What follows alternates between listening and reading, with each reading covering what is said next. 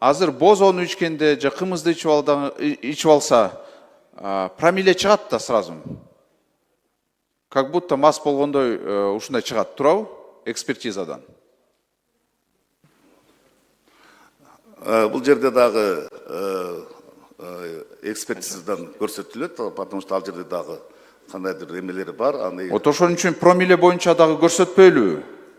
Эми ал боюнча биз карап чыгалы. Давайте карап чыгайлы. Чоң проблема да. Бозону ичип,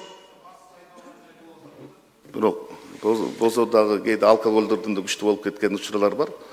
Аны дагы карап ойлонуш керек. Бул жерде Каролдош дагы бир маселе, мына кымыз маселеси. Эми Кыргызстанда ушул нерсени бүгүн илим, технология баарын чечкенге болот. Ушул боюнча дагы бир конкреттүү иш алып барылыш керек деп ойлойм да. Буга негизи бул абдан чоң маселе. Чоң маселе. Мен жана да айтып кеттим, эгерде анда пиво ичкендер пивонун градусуна караганда кымыз менен бозонун градусу жогору болуп кетип атпайбы? Чындачы? Бачы? Бул жагын абдан карашыбыз керек. Муну шашпай эле. Ушул жерден белгилеп кетели да, мисалы кымыз ичкенде бул кандан чыкпайт экен. Жок, аны мен специалист эмесмин, багычы. Көп практикада болгон да ушул нерсе, анан ушул нерселерди эске алынып коюш керек да.